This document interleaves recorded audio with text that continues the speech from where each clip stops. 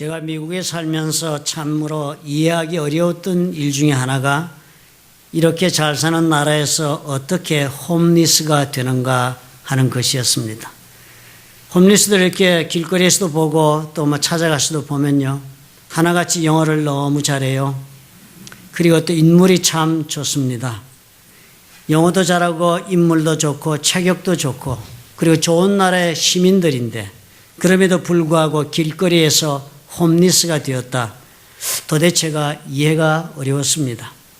일전에 신문을 보니까 홈리스에게는 이 추운 겨울이 제일 무서운 계절이라고 합니다. 그렇겠지요. 동부에서는 그래서 수많은 홈리스들이 겨울을 나지 못하고 동사하는 경우가 아주 많다고 합니다.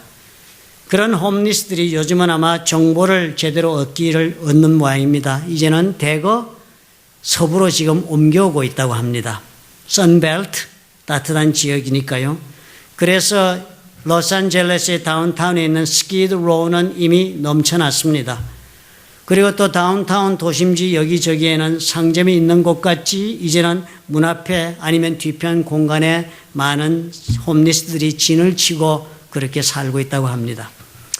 여기 우리 동네에서도 여러분 57번 프리웨이를 타고 남쪽으로 조금 내려가시면 센타나 리버 그 강둑변에 대단히 홈리스 단지가 형성되어 있었던 것을 여러분 본 적이 있을 것입니다.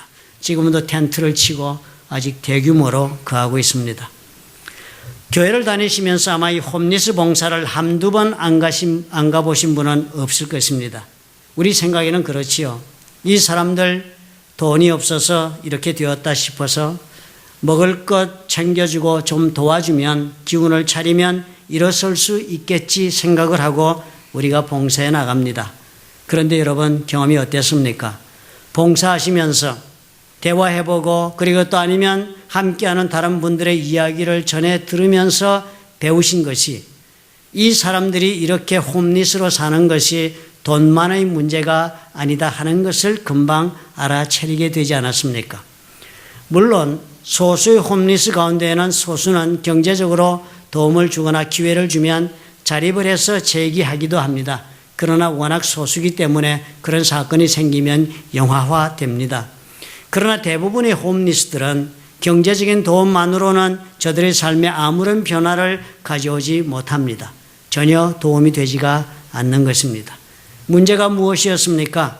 저들의 삶을 살아가는 방식이 문제였습니다. 삶에 대한 자기 나름대로 가지고 있는 그 생각이 문제였고 그리고 그 살아가는 태도가 저들을 길거리로 다시 이렇게 나올 수밖에 없게 그렇게 만들고 있다는 것을 우리는 금방 발견하게 됩니다. 저들의 인생을 마치도 관역을 향하여 제대로 날아가 보지 못하고 떨어진 그런 화살처럼 빗나간 화살이 되어서 엉뚱한 것에 떨어진 것처럼 그렇게 빗나간 인생을 살고 있는 것이 저들의 삶의 모습이 되고 있는 것입니다. 애초에부터 화살을 날릴 때부터 잘못 겨냥을 하여서 운명적으로 빗나가고 만 것처럼 보여집니다. 인생이 전혀 다른 방향으로 조준이 되어 있어서 아무리 반복해 쏘아보아도 결론은 똑같이 홈리스의 자리로 되돌아오고 또 되돌아오고 하는 삶을 반복하는 것입니다. 본인들은 저러고 살면서 어떤 생각을 하고 있는지를 우리가 다 알 수는 없겠습니다.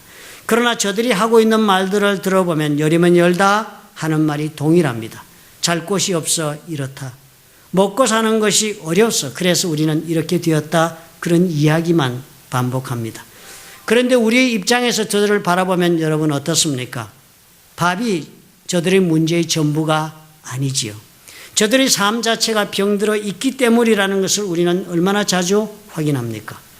같이 대화를 나누다 보면 처절한 좌절감을 느끼지 않을 수가 없습니다. 어떻게 이 사람의 생각을 좀 우리가 바꾸어 주어서 여기를 벗어나서 사람답게 살 수 있도록 도와줄 수 있을까? 그런 마음으로 대화를 하다 보면 정말 처절한 좌절감, 온 사방이 다 깜깜한 그런 벽으로 둘러쳐 있는 것 같은 답답함을 느끼고 맙니다. 어떻게 했습니까? 우리는 찾아가서 음식을 준비하고 나눠줄 옷가지를 정리하고 하는 동안에 우리는 먼저 요구를 합니다. 교회에서 왔으니까요. 다들 이리 먼저 와서 모여달라고 우리가 부탁을 합니다. 그리고 앞으로 혜택을 나누어줄 그 모든 사람에게 식사 전에 그리고 또 필요한 물건을 나누어 주기 전에 우리 같이 예배라도 드리자 하고 반강제를 합니다. 그저 되풀이되는 그저 밥 먹는 일만 도와주러 이렇게 오는 것이 아니다 싶어서 어떻게든지 저들의 삶에 색다른 깨달음이 오늘 이 사람 가운데 누구 하나에게라도 있기를 소원하면서 어떤 다른 특별한 대안도 없으니까 우리는 어떻게 해요? 예배부터 드리자. 설교 말씀이라도 한번 들어보자. 그렇게 이 사람들을 유인해 갑니다. 개교의 경우 홈리스들 심성이 착한 사람이 많습니다. 우유부단하고 부드러운 사람 많아요. 그런 사람들은 그런 초청에 기꺼이 응하고 예배의 자리에 와서 앉아줍니다. 그리고 설교도 들어줍니다. 아는 찬송이 나오면 같이 부르기도 하고 자신이 어릴 때 교회 간 이야기도 하기도 합니다. 또 물론 기도하자 하면 고개를 숙이고 눈을 감고 함께 기도를 하고 기도에 달라 부탁도 합니다. 이렇게 시간을 우리가 한 1시간 반 이상을 보냅니다. 그리고서 식사를 하지요. 가만히 그때를 제가 생각해 돌이켜보니까요. 꼭 성경에서 오병이어의 기적을 베풀었던 장면처럼 우리도 그렇게 했더라고요. 예수님 먼저 산 위에다 앉혀놓고 오후 해가 뉘엿뉘엿 질 때까지 말씀을 가르치지 않았습니까? 그리고 시간이 지나 허기진 사람들에게 먹여주신 것입니다. 그렇게 해서 그날 그 사람들을 다 돌려보내었는데 그 다음날 이 사람들이 무리를 지어서 예수님을 찾아 가버나움까지 배를 타고 다시 찾아온 것이었습니다. 그렇게 찾아온 사람들을 대하자 예수께서 무슨 말씀을 하셨습니까? 예수께서 대답을 이렇게 하셨어요. 내가 진실로 진실로 너에게 이르노니 너희가 나를 찾는 것은 표적을 본 까닭이 아니다. 다시 말하면 표적을 보고 왜 예수님이 우리에게 이런 표적을 베풀어 주실까 하고 그 의미를 생각한 사람들이 아니다. 너희들은 떡을 먹고 배부른 까닭에 왔다. 너희들이 필요를 채워준 그것 때문에 그 기억으로 나를 찾아온 것이 아니냐라고 대답하신 것입니다. 반가워하시기보다 어떻게 하셨어요? 사실상 대단히 모욕적인 질책을 하고 계신 것이 아닙니까? 그러시면서 이렇게 말씀을 했어요. 썩는 양식을 위하여 일하지 말고 영생하도록 있는 양식을 위하여 하라. 이 양식은 인자가 너에게 주리니 인자는 아버지 하나님의 인치신 자니라. 이렇게 그 이유를 설명해 주신 것이었습니다. 무슨 뜻일까? 왜 이러실까? 대단히 의아스럽지 않습니까? 그런데 오늘 가만히 제가요. 내 경험, 내가 홈리스들을 섬기면서 내가 느껴왔던 나의 그 숨겨져 있던 내 속 감정을 다시 한번 깨워서 회상해 보다가 문득 깨닫게 된 것입니다. 그때 내가 홈리스들을 찾아가서 섬길 때 그때 제가 집사 시절이었습니다. 주일날 우리가 예배를 마치고는 한 달에 2번 작정하고 성도님들과 함께 저녁을 정성껏 준비를 해서 따뜻한 음식을 먹이자 그런 마음으로 정성껏 준비해서 노트 헐리우드로 찾아갔습니다. 주일 저녁마다. 그리고 저들을 만납니다. 이전에 만났던 얼굴들이 대부분이고 간혹 소문을 듣고 다른 곳에서 음식을 먹다가 찾아오는 그런 사람들도 만나게 합니다. 다 반가운 얼굴이지요. 그 가운데 다시 보는 얼굴들 우리는 정이 있으니까 반갑게 인사하고 허그하고 그리고 한 주간 어떻게 지냈느냐 이야기도 나눕니다. 그렇지만 그렇게 같이 예배를 드리고 저녁을 나누어주고 하면서도 느끼는 그 감정 도저히 내 마음속에서 떨쳐버릴 수 없었던 생각이 있었습니다. 내 스스로가 이렇게 내가 100년 해보았자 아무 소용이 없다 하는 절망이었습니다. 이 사람들 결국 이 따뜻한 음식, 이 친절한 말 한마디, 이런 위로, 이런 것 때문에 우리를 반복적으로 찾아오고 있을 뿐, 그래서 우리가 반가울 따름이지, 그래서 저들이 고통을 잠깐 피하려고 우리를 계속 찾아오는 그 이상이 되지 못한다. 저들의 삶에 결코 우리가 있다고 해서 달라지고 있는 것은 없다. 저들의 생각은 바뀌는 것이 하나도 없다. 그 생각이 떠올랐습니다. 전혀 다른 방법으로 인생을 살아보고자 하는 생각은 저들 가운데 어느 누구에도 일어나고 있지 않다 하는 처절한 좌절감이 기억이 난 것입니다. 모두가 다 동일하게 보입니다. 다들 여전히 예배를 드린다 앉아있으면서 설교 듣고 찬양 부르고 기도한다 해도 마음속으로 달라지는 것이 하나도 없으니 도대체 이게 무슨 일이야? 도대체 이것을 위하여 우리는 왜 주일마다 피곤한 몸을 이끌고 음식을 준비하는 일을, 이 고생을 계속해야 하나? 자선 이상은 우리는 아무것도 행하지 못한다. 그저 고통이나 덜어주는 일밖에 하고 있는 일은 없다. 이런 생각이 들었던 것을 아직도 기억을 합니다. 아마 예수께서 저들을 가버나움에서 그날 다음 만나서 다시 질책하신 이유가 바로 이런 것이 아니었겠습니까? 도대체가 너희들이 생각하고 있는 것이 변하지 않는다 하는 안타까움의 표현이었습니다. 목표를 두고 그 목표를 향하여 살아가는 그 목표가 너희들 다 틀려버렸다. 관역을 제대로 겨냥을 해야지 엉뚱한 곳을 향해 화살을 날리듯이 그렇게 빗나간 인생을 살고 있는데 그 생각은 하지 않고 찾아만 오느냐라고 지적하고 계신 것이 아닙니까? 주님 말씀이 그렇지 않았습니까? 썩는 양식을 위하여 일하지 말고 영생하도록 있는 양식을 위하여 하라 했으니까요. 사람이 육체적으로 먹고 사는 일이 가장 중요한 기본적인 생존의 일이 된다고 해서 그것이 나의 첫째 유일한 목표가 되어서 산다면 그거 잘못된 것이라고 말씀하신 것입니다. 마치도 홈리스를 내가 바라보면서 내가 느끼고 있었던 그 좌절의 심정이 그러하였던 것을 기억하고 주님의 이 말씀이 이해가 된 것입니다. 그날 이 사람들 먹어야지요. 추운 날씨인데 따뜻한 음식이라도 먹어야지요. 오늘 밤을 살아나갈 수 있겠지요. 그렇지만 그럼에도 불구하고 아무런 새로운 생각도 없이 새로운 계획도 없이 자신의 인생의 목표도 없이 우리를 만나러 반복적으로 오기만 하는 그 인생들을 바라보면서 저는 그토록 답답했던 것입니다. 정도의 차이가 있을 것입니다. 그렇지만 우리 모두는 오늘 예수님의 이 지적을 들으면서 과연 우리가 찾아가서 섬겼던 그 홈리스들과 오늘 예수 그리스도를 찾아오는 우리는 과연 얼마나 서로 다를 수가 있을까 생각을 해보게 되는 것입니다. 이 자리에 우리 모여서 예배드리고 기도하지요. 진심으로 그러지요. 그런데 그렇게 주님을 찾아 모인 이 자리에 앉아있는 우리 모두는 과연 무엇을 마음속에 생각하고 와 있습니까? 첫 번째로 우리는 우리 자신에게 물어보아야 해요. 나는 무엇을 기대하고 오늘 주님을 찾아왔는가 하는 진지한 질문이 필요합니다. 우리가 삶에 필요한 축복을 구하는 마음 그것뿐인지요. 주님은 그 질문을 우리에게 이렇게 던져주신 것입니다. 썩을 양식을 구하러 오늘 찾아오셨습니까? 그렇다면 잘못된 생각입니다. 썩지 아니할 영생하는 양식을 찾아야 합니다. 그래야만 당신의 인생이 달라질 수 있습니다. 주님이 그렇게 말씀하시는 거예요. 우리가 단지 우리의 삶에 있어서 하나님께서 나를 축복하시고 나를 보호하시고 나를 인도하신다는 것 외에 관심이 지금 전에는 없다면 저 거리의 홈리스들과 나는 무엇이 과연 다르다 할 수가 있을까요? 과연 매주일 주님을 찾아온 우리 성도님들 예수님의 이 질문에 오늘 어떻게 답을 하실 수가 있으신지요? 저는 물어보고 싶습니다. 진실로 주님께 답을 드립니다. 나는 육으로 먹어 만족한 것만으로 살 수 없기 때문에 오늘 영생하는 양식을 먹으러 주님 앞에 왔습니다라고 여러분 그렇게 말하실 수가 있으신지요?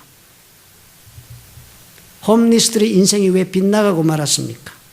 썩을 음식만을 찾는 그것에 머무니까 그것만이 그들이 원하고 있는 것이 전부가 되니까 지금 나는 이럴 수밖에 없는 인생이라고 스스로 자신의 행위를 정당화하고 오늘을 살고 있으니까 한 걸음도 다른 곳으로 더 나갈 수 있는 길이 열리지가 않는 것입니다.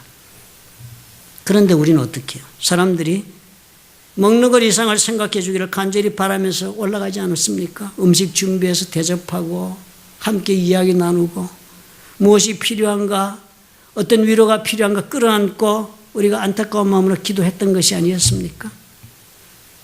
그런 우리의 모든 노력이 다 소용없는 일이 되고 무의가 되고 말았듯이 오늘 예수님을 찾아온 우리 모두에게도 오늘 나의 현실의 삶에 대한 기대 그 이상을 넘어서는 내 인생의 방향이 없고 목표가 없어서 그렇게 우리가 주님 앞에 서 있다면 주님이 나에게 베푸시는 그 큰 은혜조차도 아무 소용이 없게 만들고 마는 일이 되고 말 것입니다.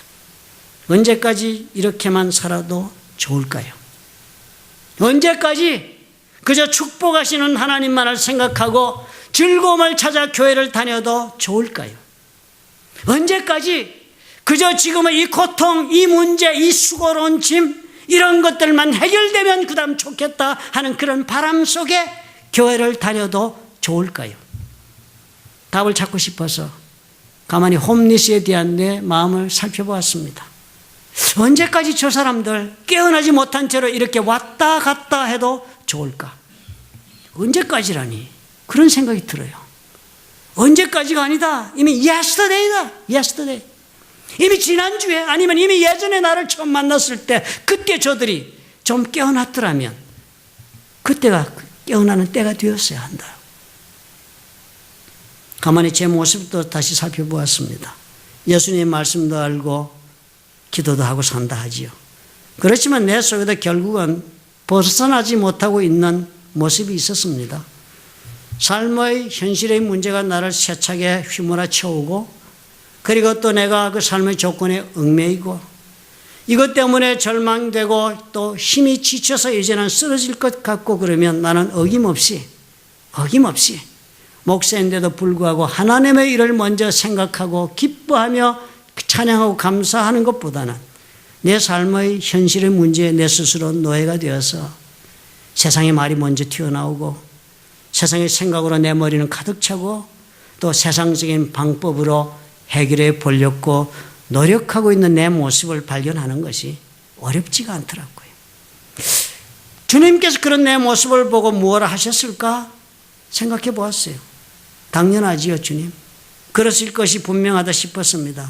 너 언제까지 썩을 양식을 위해 온 힘을 다 쏟으며 살겠느냐? 언제부터 너는 영생하는 양식을 위해 사는 사람이 되어 보겠느냐? 동일한 말씀을 나에게 하시지 않았을까 생각이 듭니다. 누가 예외적인 사람이 이 자리에 있겠습니까? 문제가 있어서 다 우리는 주님을 찾지요. 경제적인 문제, 해결되지 않은 사업이나 건강의 문제, 사람 사이의 갈등 문제, 아픔, 내 스스로 해결하지 못한 사회적인, 법적인, 경제적인 문제, 참으로 사람마다 다양한 문제를 만나 다양한 모습으로 우리 주님을 찾아오게 됩니다. 오히려 주님은 그렇게 우리를 부르시는지도 몰라요.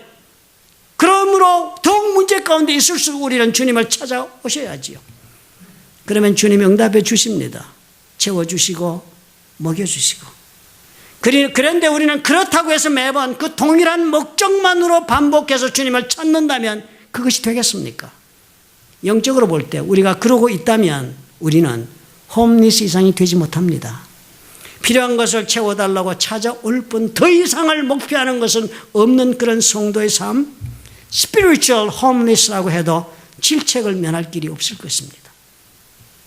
우리는 살아가면서 하나님 앞에 나와서 내가 은혜를 입었던 일들을 철저하게 기억을 하고 살아야 합니다. 다시 말해서 하나님께서 나에게 양식으로 먹여주셨던 일들을 기억하셔야 해요. 썩을 양식을 나에게 먹이신 모든 사건들을 기억하셔야 합니다. 그런 기억이 있다면 그 다음에 우리는 다른 자세를 취할 수가 있습니다. 또다시 이 문제, 이것 때문에 하나님 앞에 찾아오는 것이 아니라 근본적으로 이 문제 가운데 반복되는 나의 삶의 이 문제 가운데 있어서 나는 도대체 무슨 문제를 안고 있어서 이런 인생을 경영하고 있습니까? 내 문제의 근원이 과연 무엇인가를 생각하고 그 문제에 대한 답을 얻고자 그 마음으로 주님께 나오는 사람이 되어야 하는 것입니다. 이것을 가리켜서 주님은 영생하는 양식이다 그랬습니다. 내 인생을 다시 문제 가운데 빠뜨리지 않고 살게 해줄 수 있는 양식을 구하러 주님께 와야 한다는 것입니다. 물론 주님 그렇게 나오는 모든 영혼들에게 응답하실 것입니다. 필요를 채워주시고 먹을 양식을 주실 것입니다. 그러나 이제는 무엇입니까? 그러나 그렇다고 해서 나는 더 이상 나의 필요를 채우는 것 때문에 주님 앞에 왔다 할지라도 나의 필요를 채우는 것이 내가 주를 찾는 목표의 전부가 아닌 것입니다. 나는 예수님과 더불어 이제 어떤 인생을 살아야 하는가를 생각하며 오는 것입니다. 이제는 내 인생의 관역을 제대로 정조준해서 화살을 날리면서 살아보겠다고 주님 앞에 오는 것입니다. 이런 변화가 너희 속에 있어야 한다 하신 것이 예수님의 질책의 내용이었습니다. 만일 그 노트 헐리우드의 홈리스가 두 번째 우리가 찾아갔을 때 우리를 만나면서 Hey bro, what should I do? 형제여, 내가 어찌해야 좋겠습니까? 그렇게 한 번이라도 물어오기라도 했다면 어떤 일이 벌어졌겠습니까? 여러분 한번 상상을 해보십시오. 우리들이 가만히 있지를 않았을 것입니다. 어떻게 도와주어야 이 사람이 재기할 수 있을까를 이야기했을 것입니다. 무엇을 제공해 주어야 이 사람이 다시 일어서서 새로운 인생을 한번 살아볼 수 있을까? 방법을 찾아주고자 했을 것입니다. 하물며 적은 사랑을 가지고 찾아간 우리들의 마음도 그러한데 우리를 위하여 스스로 십자가에서 목숨을 던지신 예수님의 마음은 어떠실 것으로 여러분 생각하십니까? 예수님, 제가 또 왔습니다. 주님, 물론 저는 여전히 해결되어야 할 현실적 문제를 안고 있습니다. 그러나 주님, 그보다 이제는 저희 근본적인 문제가 달라져야 하겠다 생각을 합니다. 어떻게 해야 좋습니까? 어떻게 나의 인생을 내가 재조정해야 하겠습니까? 라고 주님께 물어보신다면 주님 어떻게 해 주실 것 같습니까? 아마 주께서 최선을 다해 주실 것입니다.